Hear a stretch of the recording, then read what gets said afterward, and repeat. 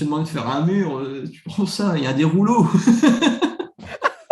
Ah non, mais je veux faire comme ça. Bienvenue sur Radio Philo, la radio qui file haut, où on se pose des questions existentielles qui sont plus importantes que les réponses qu'on leur trouve. Il y a deux personnes qui tiennent la barre, moi-même, Rémi, éternel étudiant de la vie, grand naïf, et s'il y a une chose que je sais, c'est que je ne sais rien, comme le dit Socrate. Moi, c'est Simon, je suis passionné de philosophie et je dois être une des rares personnes qui prend plaisir à lire du Descartes. Là, il faut dire que c'est la première fois qu'on fait cette émission, Bah donc oui. c'est vraiment dans la détente et la bonne humeur. Et aujourd'hui, ce que je voulais dire, c'est qu'on va parler de philosophie et d'art. Ouais. Donc, Simon, c'est quoi Oui, pour toi le rapport entre la philosophie et l'art? alors, c'est quoi je sais pas déjà, est-ce qu'il y a un seul rapport? Moi, je dirais qu'il y en a plutôt plusieurs, dans la mesure où, déjà dans l'Antiquité, il y avait, si on prend le cas de Platon dans la République, livre 10, où en gros, il explique, il parle pas forcément de la peinture, pardon, mais de l'artiste en général, où en fait, il explique que, en gros, si on en croit Platon, il voulait chasser les artistes de la cité parce que pour lui, c'était des copieurs de la nature. Il disait, ouais, c'est n'importe quoi, vous copiez la nature, alors qu'il y a déjà du beau dans la nature, etc. Vous n'avez pas accès à l'idée de beau qui serait... alors, toujours chez Platon, il y a une dichotomie entre le monde sensible, savoir le monde qui nous est permissible par l'essence, le monde dans lequel on vit, et le monde des idées, là où il y a tout ce qui est l'idée du beau, l'idée du bien, etc. C'est ce qu'on appelle aussi un arrière-monde, comme s'il y avait une forme comment dire, l'accès au divin, par exemple, quelque chose comme ça. Et en fait, chez Platon, il explique que, admettons que tu peins un paysage, Rémi, bah Platon, il te dirait, ouais, en fait, il te dirait peut-être, c'est de la merde ce que tu fais, au sens où tu dis que tu peins un paysage, alors que non, tu peins l'image d'un paysage. Et c'est même pas ça, tu peins l'idée du paysage qui existe dans le monde des idées, ce qui fait que tu devrais être banni de la cité. Il y a déjà ce rapport-ci, un rapport entre le fait que ce que l'art permet, ça pourrait être une simple copie de la nature. Ça, c'est le premier truc qu'on peut dire. Et ouais, donc, et c'est quoi l'intérêt de pouvoir copier la nature? Alors, chez Platon, j'en sais rien. D'un point de vue général, quel serait l'intérêt de copier la nature? Ça, peut-être pour essayer de capter les choses que notre œil ou nos sens ne sont pas capables de capter tout de suite. Tu vois, il y avait, je pense à cette citation comment il s'appelle, d'Oscar Wilde, qui disait on regarde un beau coucher de soleil parce que Turner a pas un beau coucher de soleil. C'est possible que si on peignait pas, enfin, s'il n'y avait pas eu de peinture de coucher de soleil, peut-être qu'on ce serait tellement devant nos yeux qu'on n'y ferait même plus gaffe. Hmm. Ouais, d'accord. Ok. Ouais, donc c'est parce que ça. En fait, si je comprends bien, l'art, le fait de peindre ou le fait de créer, tout simplement, Hmm. ça permet de pointer du doigt un sujet que tout le monde voit passer sans forcément y faire attention. Il y a clairement ça, et en dehors de l'art, tu peux le voir avec des humoristes qui font carrément des sketchs sur des choses du quotidien que tout le monde vit, mais dont on n'a pas forcément conscience. Euh, j'ai pas forcément d'idées en tête. Si je vais partir un petit peu dans le cliché, mais tu prends les premiers sketchs de Gad Elmaleh ou sur ce qui se passe chez Ikea, par exemple, dans un couple qui va chercher des assiettes ou je sais pas quoi. Tu as toujours, ils pointent un peu du doigt les gros clichés qu'il peut y avoir entre les gens qui se disputent parce que bah non, je dis que c'est par là les assiettes, je dis que c'est par là les draps, mais non, on va pas prendre ça. Bien sûr qu'on peut acheter cela, mais est-ce qu'il rentrera dans notre voiture? Bah, vraiment des trucs un peu à la con comme ça. Et tu vois, quand finalement, alors que ce soit drôle ou pas, on s'en fout. Mais par contre, il y a une forme de recul qui est pris sur la quotidienneté de notre existence, ce qui fait que c'est quelque chose qu'on vit tellement qu'on n'arrive pas à capter cette espèce de particularité, en fait. Et peut-être qu'il y a ça également, peut-être qu'un des rôles de l'art, dans le fait de copier la nature, ce serait pas juste de copier pour dire de copier, genre de l'hyper-réalisme, mais peut-être d'essayer de ponctionner des choses du réel pour nous le mettre devant les yeux, parce que pris dans le tumulte de la vie, on n'y aurait pas accès. Hmm. Ouais, donc c'est vraiment prendre une situation du quotidien que tout le monde voit. Et ça, c'est un truc que j'aime bien dire, c'est que en art, moi, la création telle que je vois plus le fait de prendre une scène ordinaire, Mhm. quotidienne, voire banale, et Ouais. ensuite d'en faire quelque chose d'extraordinaire, en y Mhm. apportant notre regard sur le monde. Ouais. Et ouais, du coup, ça rejoint un peu ça, hein, finalement. Je pense qu'il y a vraiment cette idée-ci, après, c'est pas la seule, parce que tu vois, si on élargit encore un petit peu, si on prend le domaine de l'ingénierie, qui en plus, dans le quoi tu bossais un peu avant, Ouais. si tu prends le biomimétisme, C'est quoi tu ça? vois, c'est le fait de, on va dire, copier la nature en vue de créer certaines choses pour le monde des humains. Euh, je vais essayer de trouver un exemple. Tu vois, si on prend des travaux de Vinci, où il voulait essayer de créer une machine volante, et il observait les oiseaux, il observait les chauves-souris pour essayer de recréer des ailes afin de créer une machine qui puisse imiter, du coup, le mouvement des ailes des oiseaux. Et on a ça encore maintenant avec dans tout ce qui est dans la sphère écologique, où on essaye de recréer des biosphères, des petits écosystèmes qui fonctionnent hyper bien ensemble, à le recréer pour l'adapter dans le monde des humains, pour avoir de nouveau une forme d'écosystème. Genre, je cherche un truc vraiment précis, mais j'en ai pas en tête. Euh, mais par exemple, on pourrait prendre le cas de, de crevettes dans les abysses qui se nourrissent des hydrocarbures que rejettent les volcans sous-marins. Ouais. Tu vois, une forme de biomimétisme, ça pourrait être de dire, bah, tiens, est-ce qu'on ne pourrait pas créer une forme de vie ou utiliser des bactéries qui pourraient se nourrir des émanations toxiques de nos propres déchets afin d'avoir une énergie, ou enfin, en tout cas une dégradation des déchets plus écolo que juste les laisser pourrir comme ça. Ouais, d'accord. C'est récupérer un concept de la biologie, de la nature, et ensuite essayer de l'appliquer à notre propre vie. Mhm. Comme le camouflage aussi, j'aurais pu prendre cet exemple Ouais. beaucoup Et plus ça, c'est une forme simple. d'art, en fait. Alors, je ne sais pas si c'est une forme d'art, mais en tout cas, c'est une forme de fonction de l'art. Copier Hmm. un truc de la nature pour essayer de pointer du doigt quelque chose qui peut être utile pour nos propres vies, qui peut être Alors, utile ou beau. moi, ça me fait me poser une question. Tout à l'heure, tu as parlé d'hyperréalisme. Ouais. Euh, et on a dit que une façon de voir l'art, c'était de transformer l'ordinaire en extraordinaire, ou en tout cas en y apportant un œil neuf. Mhm. Mais dans l'hyperréalisme, quel serait l'intérêt? Parce que est-ce que tu apportes quand même un œil neuf dans l'hyperréalisme en disant, mais regardez, on zoome et ça ressemble vraiment à la réalité?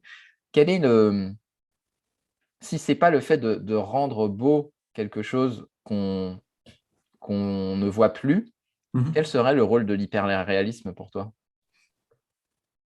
Peut-être que du coup, c'est pas la beauté qui est visée, mais la technique. Tu vois, un peu comme dans certains groupes je sais pas, de métal, genre Dream Theater, où tu as une technique, on va dire, hors du commun. Les mecs, ils jouent comme des brutes, mais du coup, c'est pas forcément. Enfin, qu'on aime ou pas Dream Theater, on s'en fout, mais c'est pas forcément beau, mais c'est hyper technique. Un petit peu comme d'haltérophilie.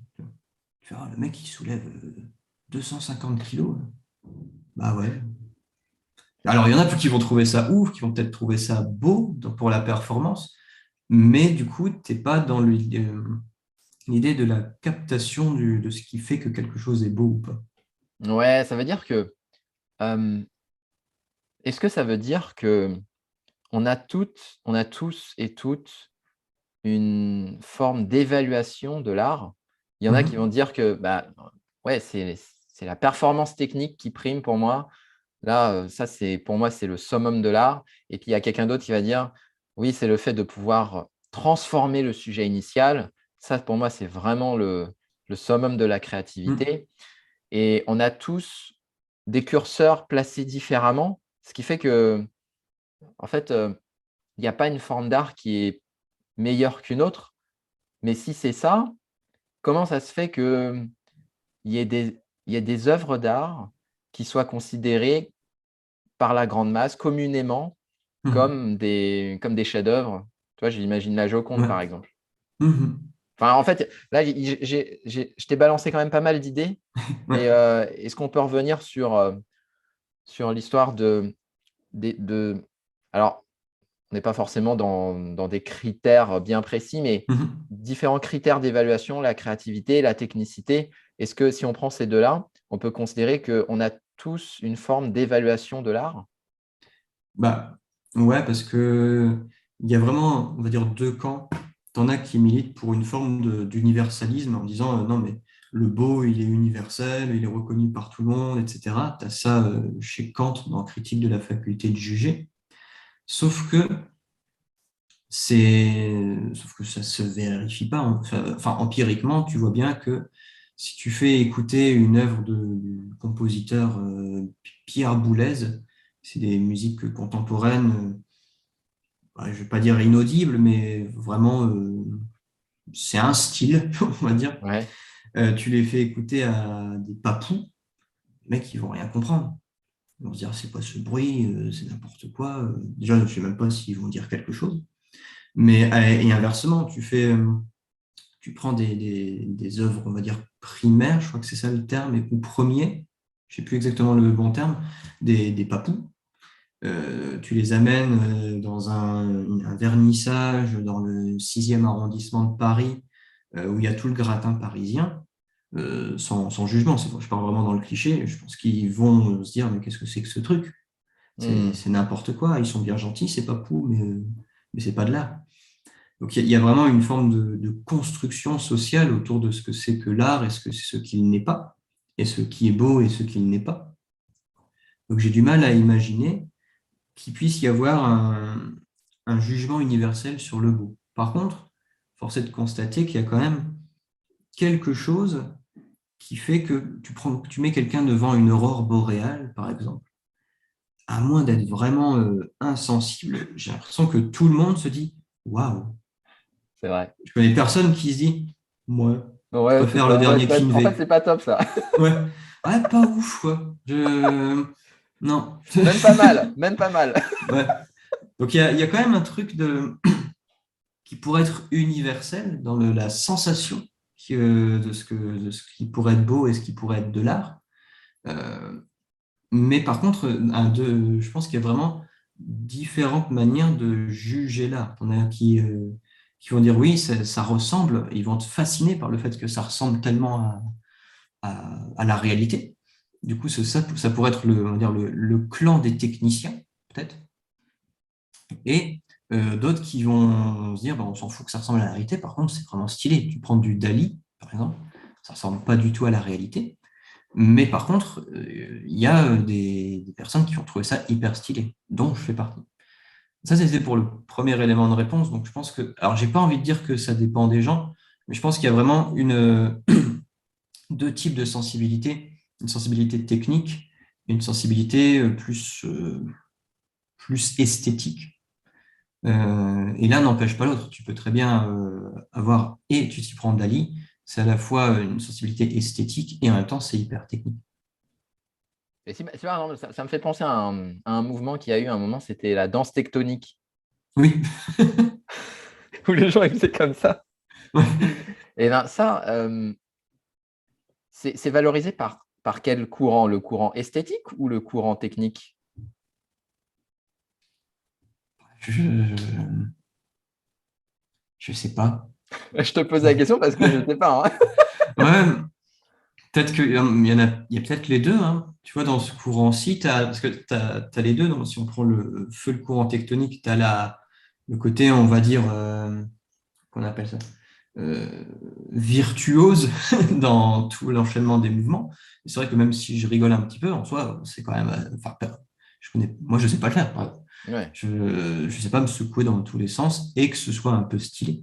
Je trouvais ça un peu ringard maintenant. À l'époque, t'étais au summum, quoi, quand tu étais le maître tectonicien. Tu vois. Et par contre, tu vois qu'il y a aussi un aspect esthétique dans le mouvement de la tectonique avec les ceintures à carreaux, les chaussures à damier, les coupes de cheveux. Je sais pas comment. J'ai l'impression d'être un vieux con. Alors que j'avais 15 ans à l'époque.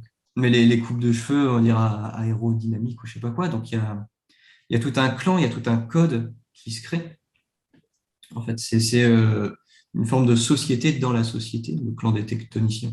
Et est-ce qu'on peut dire à ce moment-là que euh, est-ce qu'on peut considérer que c'est une forme d'art dès lors qu'il y a un critère social qui rentre en compte, ou est-ce qu'il y a un troisième critère en plus de l'esthétique et de la technique qui concerne le critère social, où là on dit que ce sont plutôt les jeunes qui sont sensibles à cette forme d'art, si on considère que c'est une forme d'art? Ouais.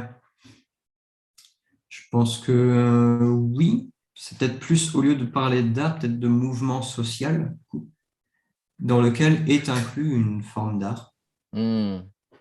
Parce que tout peut être art. T'en as qui disent que la vente, c'est de l'art, qui disent que la cuisine, c'est de l'art, etc. Donc, est-ce que soit tout est art, soit rien ne l'est. Donc, il y a pas Donc, je pense qu'il y a cet aspect-ci. Après, tu as, je crois que c'est jusqu'au 15e siècle, justement, c'est De Vinci encore qui avait dit ça, qui disait que alors je ne sais pas le dire en italien, parce que je ne parle pas italien, Bon, mais allez. non, je ne sais même plus ce qu'il disait, mais en gros, il disait que c'est lui, un des précurseurs, qui a distingué l'artisan de l'artiste. En fait. Parce qu'avant, on assimilait toujours l'artiste à l'artisan. T'as le mec qui, alors je sais plus si c'est la même époque ou quoi, mais tu vois les grands vitraux qui pouvaient être faits hyper stylés sur les cathédrales, Hmm. qu'on qualifie d'art maintenant. Avant, c'était un artisan qui faisait ça. C'était un carreleur, un plâtrier, enfin qui serait l'équivalent maintenant d'un mec qui vient faire ta baraque.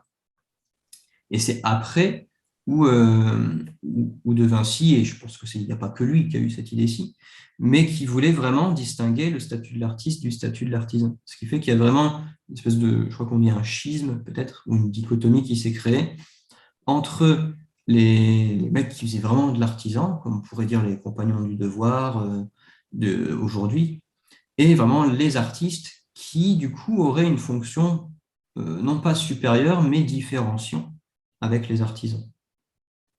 Et un artisan, c'est quelqu'un qui reproduit une œuvre, et un artiste, c'est quelqu'un qui crée une nouvelle œuvre. C'est ça la différence? Ça pourrait être ça. Après, je trouve que tu prends un luthier qui crée, par exemple, un violon.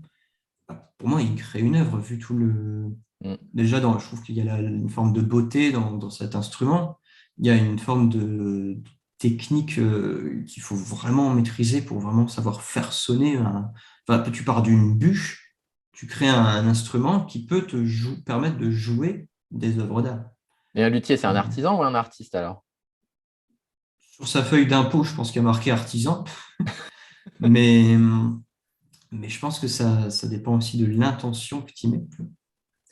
Pour moi, il est plus là, tu vois, c'est pas vraiment une question de statut.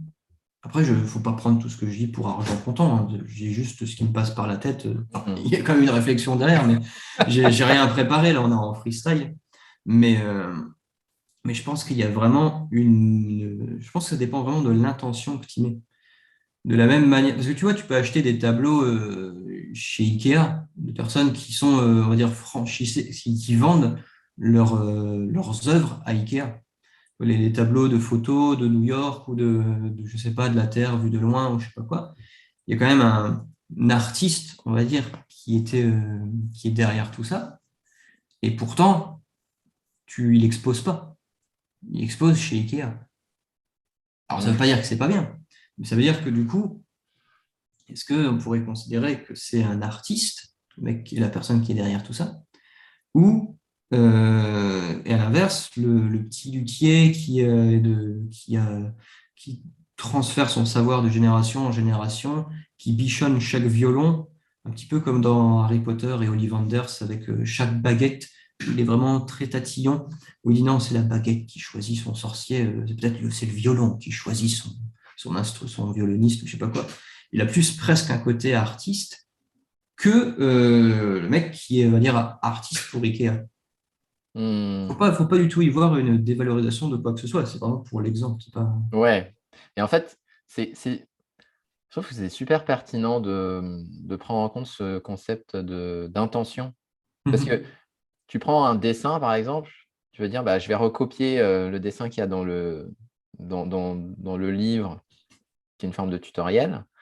Et si ton intention, c'est de recopier pour t'améliorer en technique, est-ce que à ce moment-là, on est plus artisan qu'artiste? Alors que si on se dit, OK, je vais prendre ça et à partir de là, je vais essayer de faire quelque chose à moi, on est plus artiste? Bah, peut-être qu'il y aurait ça dans la mesure où tu vois que dans une œuvre d'art, tu lui confères un statut d'authenticité, un certificat d'authenticité. Et à mon avis, l'intention que tu mets derrière chaque petite chose lui confère aussi un statut d'authenticité. Je crois qu'il y a ça dans Le Petit Prince, où le Petit Prince, il parle avec le renard. Je vais très mal le raconter, du coup. Et en gros, Ça donne pas envie de le lire, là. Non, non, là, j'avoue. Mais en gros, le Petit Prince, il explique au renard que tous les matins, il s'occupe de sa rose, etc., etc. Il dit, oui, mais je ne fais que m'occuper de ma rose, tous mes jours se ressemblent, etc. Et il me semble que c'est le renard qui lui dit, non, mais c'est l'intention que tu mets à chaque matin à le rituel qui se cache derrière le fait de t'occuper de ta rose qui rend ce moment-ci si unique, comme un certificat d'authenticité. Et donc, selon l'intention que tu mets pour être une pâle copie parmi pléthore d'autres pâles copies que pour être la reproduction, si tu lui mets l'intention d'essayer d'en faire quelque chose d'unique, d'y mettre un petit peu du tien, tu lui confères une forme de statut d'authenticité. Ce qui fait que peut-être que tu lui mets inconsciemment le rang d'œuvre d'art, au sens de une œuvre d'art est quelque chose qui existe de manière unique. Tu peux acheter la Joconde sur display et l'avoir chez toi, comme ça. Mais par contre, la seule Joconde qu'il y a, la vraie, tu la trouveras uniquement au Louvre, et encore, c'est peut-être même pas la vraie qui est derrière la vitrine. Ouais, ouais, ok. Et pour revenir au fait, tout à l'heure, tu mentionnais que devant une aurore boréale, c'est communément admis qu'on se sent impressionné. Ça renvoie à une discussion qu'on avait eue avant où tu parlais du sublime. Ouais. C'est quoi pour toi ça? C'est juste pour l'anecdote, un très grand théoricien du sublime, c'est un philosophe, je crois qu'il est irlandais, il s'appelle Burke.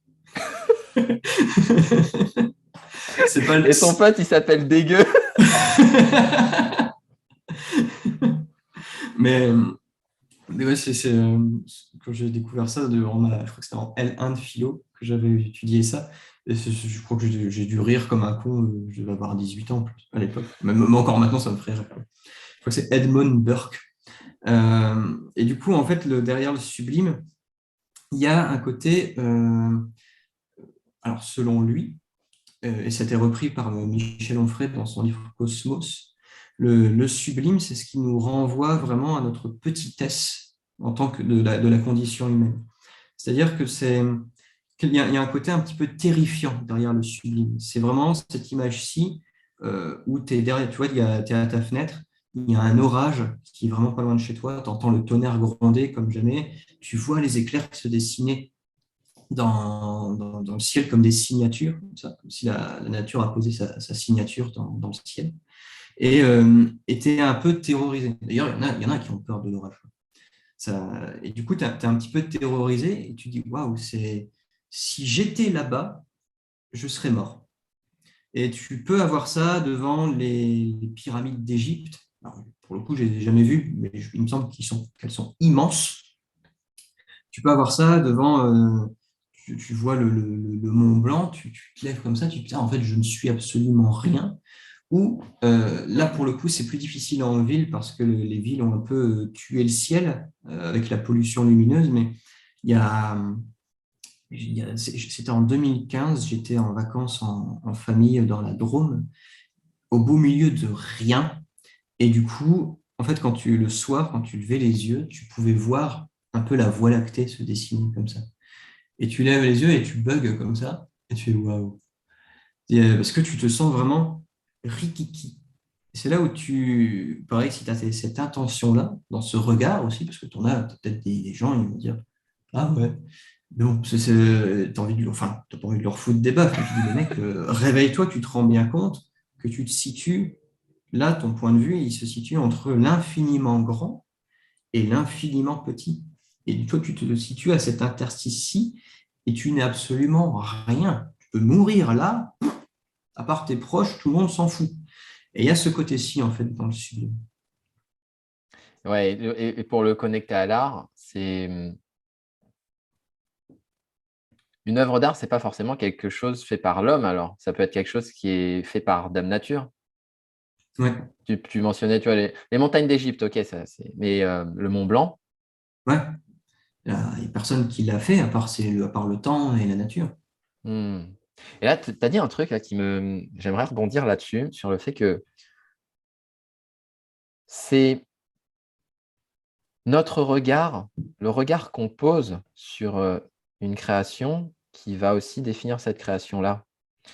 Euh, Par exemple, la Voie lactée, ouais, bof, ou waouh, c'est Mm. incroyable. Parce que jusqu'à présent, on a un peu défini l'art sous l'angle du créateur. Ouais. Mais si on prend la perspective du spectateur, celui qui Mhm. regarde l'art, est-ce que le statut d'artiste, il n'est pas défini plus par le spectateur que par l'artiste lui-même? Le spectateur qui dit waouh, là je ressens ce phénomène du sublime, je me Mhm. sens tout petit face à cette œuvre d'art, que ce soit fait par la nature ou par quelqu'un d'autre. Et, et peut-être que l'artiste lui-même, dans son intention, il dit bah non, mais moi je vais juste recopier un truc. Ouais. Mais la personne qui l'observe va se raconter son histoire, va s'imaginer quelque chose d'autre, va faire appel à des souvenirs dans sa vie. Est-ce que, Mhm. en fait, en discutant, je me demande si l'art n'est pas complètement subjectif. Et ça dépend vraiment du point de vue de l'artiste, mais aussi du point de vue Mhm. du spectateur, qui peuvent être complètement divergents. Mhm. Bah, je pense qu'il y a ça dans la mesure où tu as des artistes tu prends Van Gogh, il a eu plus du succès une fois mort que durant son vivant. Parce il y a en fait, comment dire, admettons, tu prends le mouvement des impressionnistes, je crois qu'on est au 19e siècle avec Claude Monet notamment. Les mecs maintenant, c'est admis, on va dire que c'est des artistes, alors qu'à l'époque, c'était les mecs me disaient, mais qu'est-ce que vous foutez, enfin, Ouais, des gars qui galéraient, quoi. ouais, vous galérez, vous êtes comme ça, c'est pas, non, comme ça va mieux. Pas peindre des murs. Non mais enfin voyons, Claude, tu vas galérer à repeindre ton, Allez, Claude, là, putain, mec, fais quelque chose de ta vie. je t'ai demandé de faire un mur, tu prends ça, il y a des rouleaux. Ah non, mais je vais faire comme ça. Va chez le roi Merlin, Claude. mais, mais tu vois, en fait, il y a peut-être ce côté-ci, qu'il y a à la fois, parce que, admettons, tu veux créer une œuvre, etc., tu es, sûr et certain de ce que tu fais, etc. Si personne autour de toi te dit que tu es un artiste, finalement, tu l'es pas non plus. Enfin, c'est difficile, du coup, d'exister sans l'approbation, enfin, d'assumer un statut sans l'approbation de ses pairs et de ses proches et des autres, etc. Du coup, il y a peut-être qu'effectivement, l'artiste est créé lui-même à travers les yeux des autres pour qu'on assoie, on va dire, son statut. Mais ça, c'est pas forcément de son vivant. C'est peut-être, des fois, chez l'artiste, il est peut-être avant, il a une forme de regard. Je crois que c'était Rimbaud qui disait qu'il se définissait comme étant un voyant, au sens où l'artiste, il voit, il a cette sensibilité où il voit les choses qu'on va dire que le commun des mortels ne peut pas voir.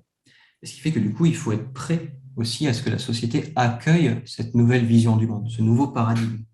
C'est pour ça que si je reprends le cas de Claude Monet, où il a dit, bah non, écoutez, si on sera, nous, moi, je vois les trucs pointillés comme ça, et que tout le monde disait, mais non, c'est n'importe quoi. Il a fallu que la société accueille ce changement de perspective pour que ensuite on érige Claude Monet au rang d'artiste. Tu avais ça chez Bach aussi, avec ses contrepoints au piano.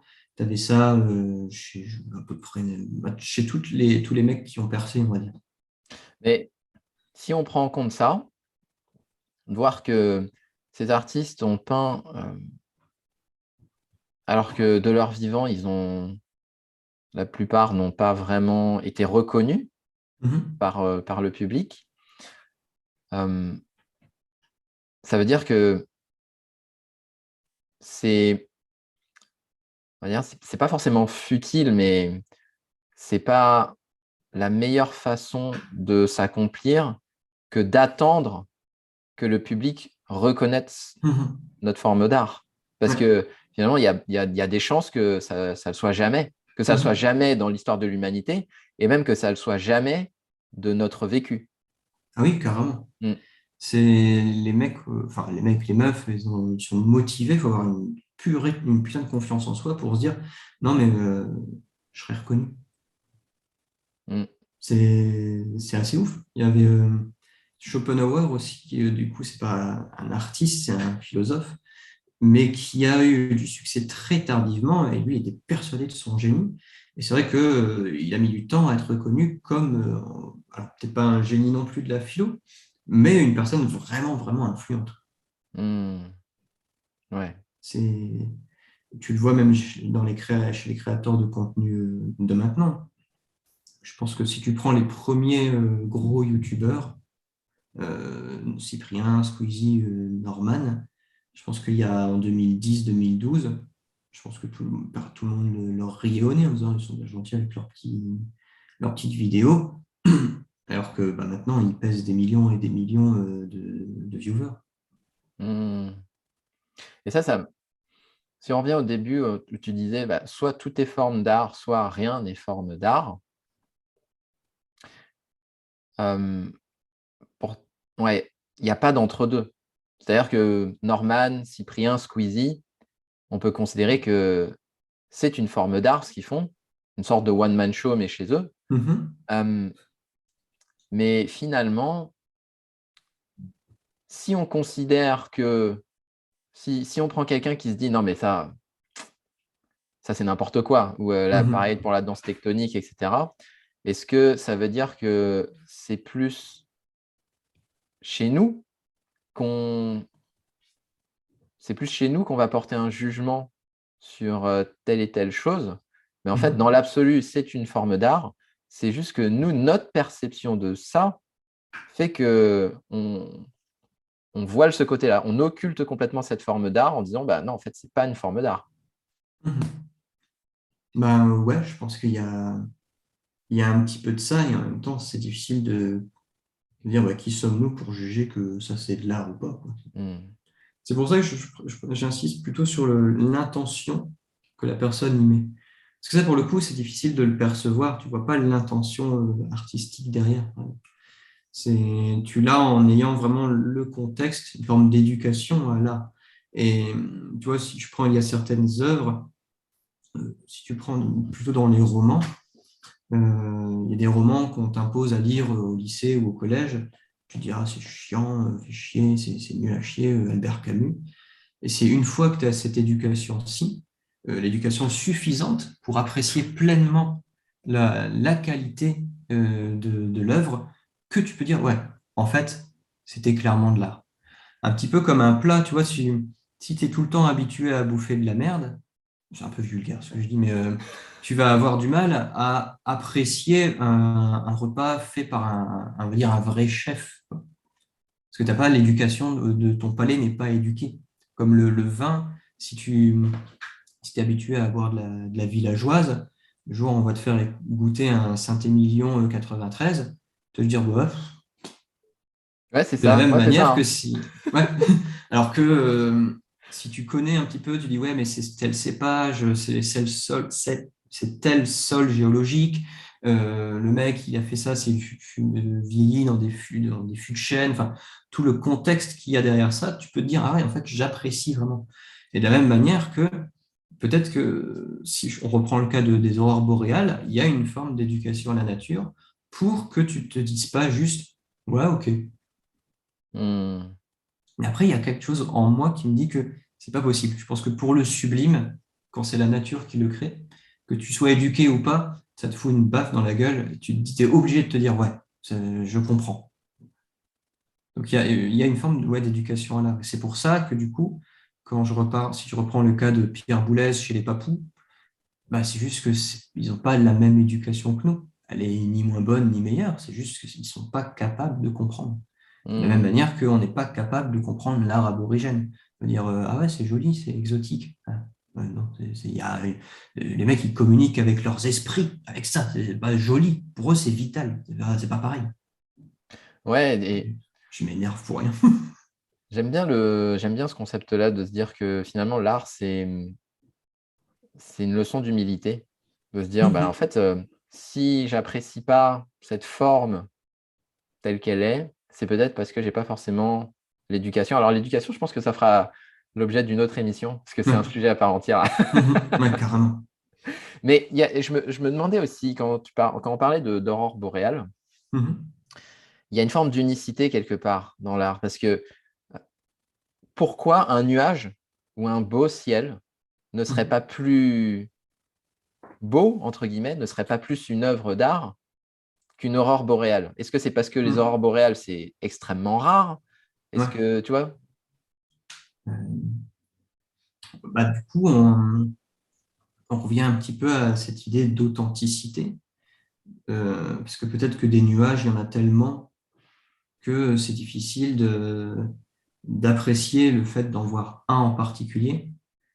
Donc il y a peut-être ce côté-ci que qu'on n'a pas l'habitude de voir. Peut-être que pour les mecs en Islande qui voient des aurores boréales tout le temps, je ne sais pas du tout quand est-ce que ça apparaît, en fait, ça se trouve, pour eux, c'est des nuages, hein.